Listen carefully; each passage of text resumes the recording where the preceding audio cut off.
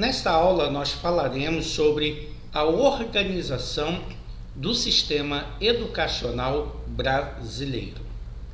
A organização do sistema educacional brasileiro ocorre por meio dos sistemas de ensino da União, dos estados, do Distrito Federal e dos municípios. A Constituição Federal de 1988 e a Lei de Diretrizes e Bases da Educação Nacional, LDB, instituída pela Lei nº 9.394 de 1996, são as leis que regem o sistema educacional brasileiro em vigor. Mas como é a atual estrutura educacional no Brasil? A atual estrutura do sistema educacional regular no Brasil consiste na educação básica, educação infantil, ensino fundamental e ensino médio e a educação superior. Os municípios têm a função educacional de atuar no ensino fundamental e na educação infantil. Já os estados e o Distrito Federal são responsáveis pelo ensino fundamental e ensino médio. E o governo federal exerce uma função redistributiva e supletiva na educação, devendo prestar assistência técnica e financeira aos estados, ao Distrito Federal e aos municípios, bem como deve organizar o sistema de educação superior no país.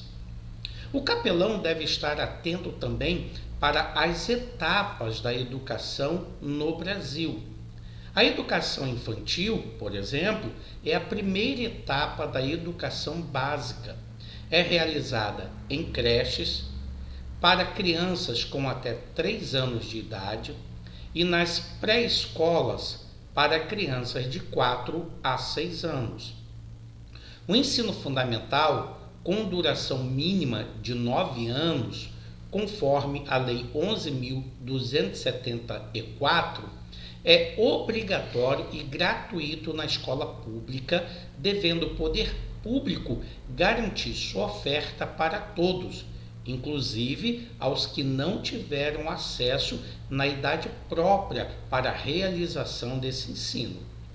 O ensino médio é a etapa que finaliza a educação básica. Tem duração mínima de 3 anos e oferece uma formação geral ao educando, podendo incluir programas de preparação geral para o trabalho e, de forma facultativa, a habilitação profissional.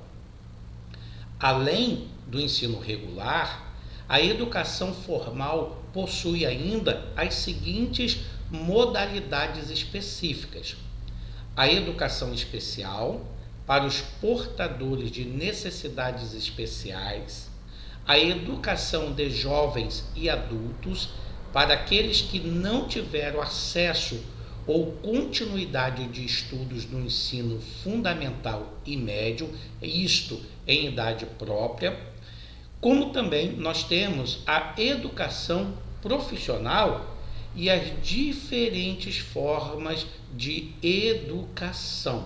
Por exemplo, a educação profissional está integrada às diferentes formas de educação, ao trabalho, às ciências e à tecnologia, com o objetivo de conduzir ao permanente desenvolvimento de aptidões para a vida produtiva. O ensino de nível técnico é ministrado de forma independente do ensino médio e regular. Este, entretanto, é requisito para a obtenção do diploma de técnico. Mas o que é a educação superior? A educação superior, esta, já abrange os cursos de graduação nas diferentes áreas profissionais que são disponíveis aos candidatos que tenham concluído o ensino médio ou equivalente e tenham sido classificados dentro do número de vagas em processos seletivos específicos. Junto a este, nós temos a pós-graduação, que também faz parte do nível superior de educação e compreende programas de especialização, mestrado, doutorado e pós-doutorado. Com a Lei número 9.394 de 1996, a conhecida LDB, o grande objetivo tornou-se normatizar o sistema educacional e garantir acesso igualitário para todos com relação à educação.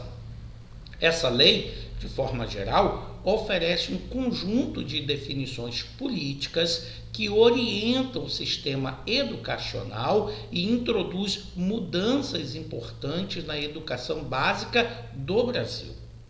Assim sendo, a nova proposta para a educação brasileira tem como meta a democratização e universalização do conhecimento básico, oferecendo educação e cuidado com a escolarização, assumindo sempre um caráter intencional e sistemático que oferece uma atenção especial ao desenvolvimento intelectual, obviamente, sem descuidar de outros aspectos, como o físico, o emocional, o moral e o social.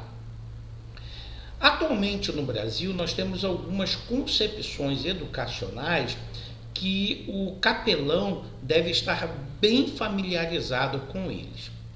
Sobre a educação e a escola no Brasil, Saviani, numa obra escrita em 1987, identifica pelo menos 4 importantes concepções utilizadas na organização e funcionamento da escola no Brasil: a concepção humanista tradicional, a humanista moderna, a analítica e a dialética.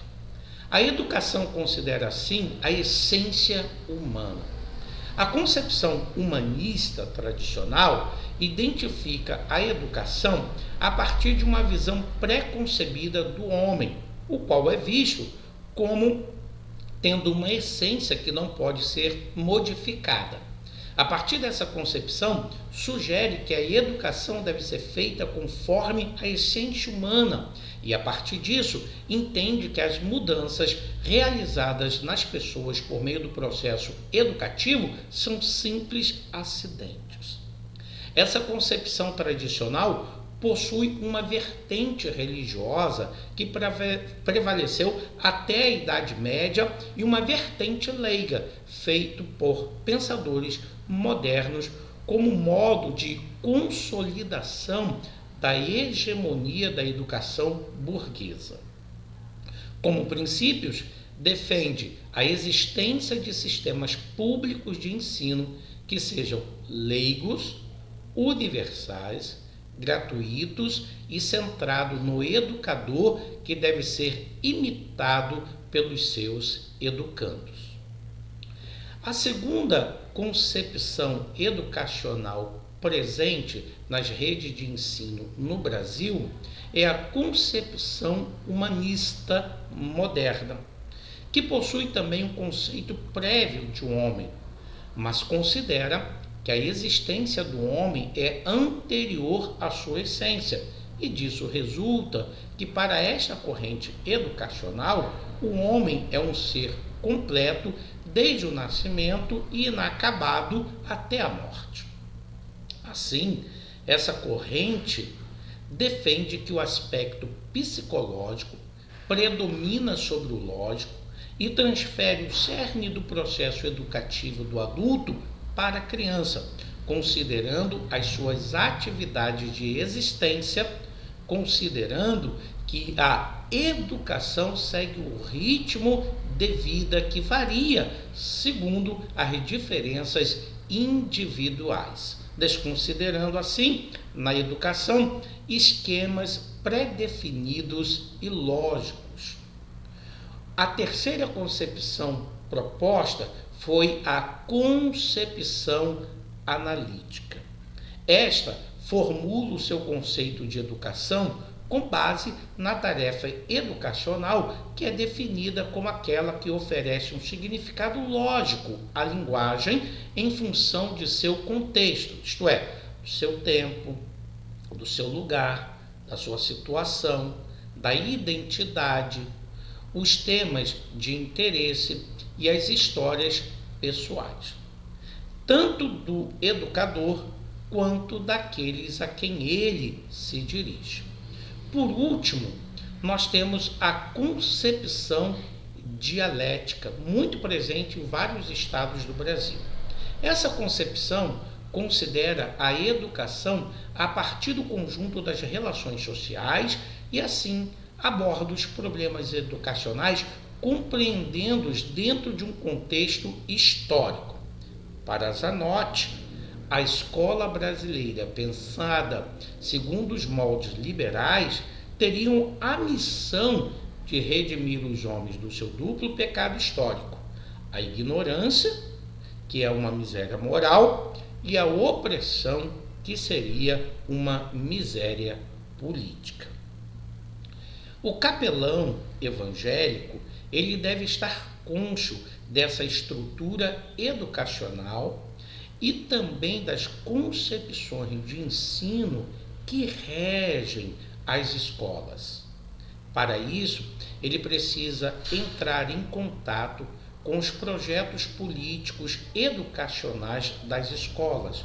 Toda escola tem os seus projetos políticos educacionais.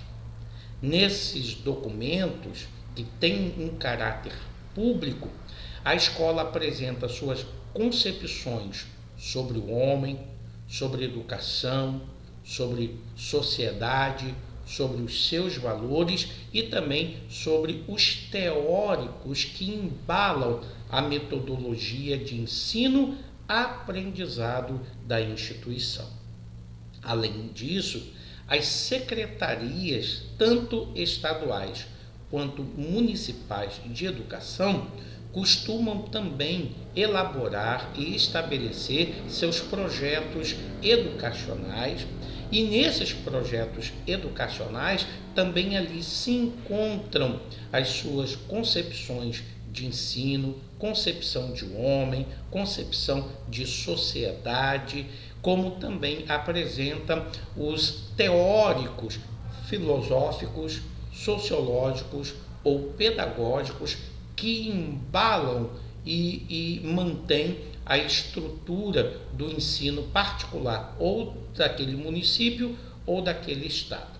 Seria, portanto, função do capelão, ao trabalhar em uma instituição, seja ela confessional ou não, ter acesso aos projetos político-pedagógicos da escola para ter um conhecimento amplo a respeito dos fundamentos educacionais daquela instituição, para que ele possa não apenas compreender as perspectivas teóricas, políticas, para, nesse caso, auxiliar família, professores, gestores na escola.